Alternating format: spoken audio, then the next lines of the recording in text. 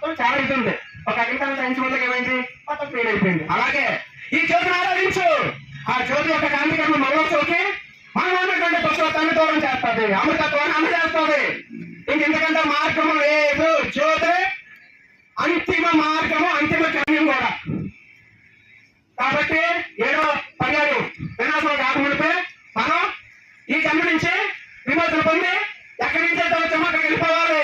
నేను నేను అంటున్నాం కదా, ఆ నేను ఎవరో కాదు, మనలో ఉన్నటువంటి దైవమే. ఆ దైవం నువ్వు ఒకటే చెప్పడం నేను. కాబట్టి ఎందుకంటే ఒక్క ఉదాహరణ చెప్తాను. ఈ చెంబు ఉందండి, ఈ చెంబు ఉంది కదా, ఈ చెంబు ఉంది కాబట్టి చెంబులో నీరు స్టోరేజ్ చేయగలిగాం మనం. అవునా కదంటారా?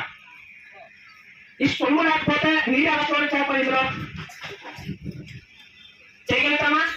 చెప్పండి, చేయగలుగుతామా? చెంబు ఉంది కాబట్టి నీరు స్టోరేజ్ చేస్తాం. రేపు సృష్టి వినాశనం అయిపోయిన తర్వాత పునఃసృష్టి ప్రారంభానికి ఎంత సమయం పడుతుందో తెలియదు. మనం బస్సులో ఎదురు బస్సు ఎక్కిన తర్వాత రెండో బస్సు అన్నీ వస్తుందా? వస్తుందా? అది వస్తారో రాదో తెలియదు. వస్తే ఎక్కించుకోవడో తెలియదు. ఎక్కించుకుంటే గమ్యాన్ని తీసుకెళ్ళదో తెలియదు. ఎక్కిన తర్వాత మనకు కూర్చోవడానికి సదుపాయం ఉంటుందో తెలియదు. వెళ్ళే బస్సు వదిలేస్తే ఏమవుతుంది?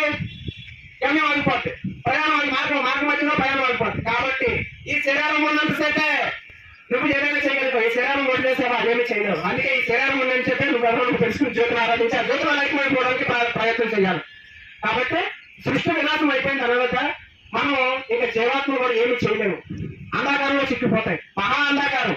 అది ఎలా ఉంటుందో తెలియాలంటే తీయడంలో చదవండి. చెప్తే చాలా విషయాలు ఉన్నాయి, మరి మొత్తం వివరించలేను. ఒకవేళ నేను వివరించలేదని కూర్చోవడానికి మన సమయం సరిపోదు.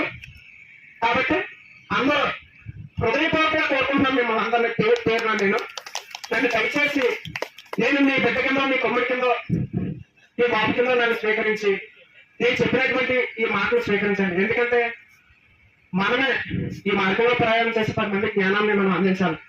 ఎందుకంటే తెలిసినవాడే అందించగలుగుతారు తప్ప తెలియని వాడు ఎవరు ఏం చేయలేడు. అందుకే బాబాజీ అనేవారు, వెలుగే జ్యోతి అనేక జ్యోతులు వెలిగించగలుగుతుంది, వెలగని జ్యోతి ఏ ఒక్క జ్యోతిని వెలిగించలేదని బాబాజీ చెప్పేవారు. కాబట్టి మనం అందరం వెలిగే జ్యోతిలాగా మనం చూడండి. సృష్టిక ఒక సత్పురుషుడి దర్శనం జరగాలంటే 10,000 జన్మలో శక్తి కావాలి. మనం ఏకంగా దివ్య పురుషుని ఒళ్ళో పెరిగాం. సాక్షాత్ ఈ సృష్టిని ఎవరైతే సృష్టించారో ఆ సృష్టికర్త దగ్గర మనం ఎదిగాము. మరి దాన్ని మనం సద్వినియోగం చేసుకోవాలి కదా. కాదంటారా అవునంటారా? మనం ఒక పోలీస్ స్టేషన్ దగ్గర కానిస్టేబుల్కో, హోమ్ గార్డుకో, లేకపోతే ఇంకొకటి చెప్పుకున్నాం. డైరెక్ట్ సీఎం మన దగ్గర ఉంటాయి, ఎస్పీఎం మన దగ్గర ఉంటాయి. నేను అందరి చుట్టూ తిరిగి పడలేదు. మన సాక్షాత్ సృష్టికర్తలు పుట్టే పలికే ఉన్నారు ఆయన. కాబట్టి మిమ్మల్ని అందరినీ మరొకసారి హృదయపూర్వకంగా కోరుకుంటున్నాను. ప్రతినిత్యం జ్యోతిని ఇంట్లో వెలిగించి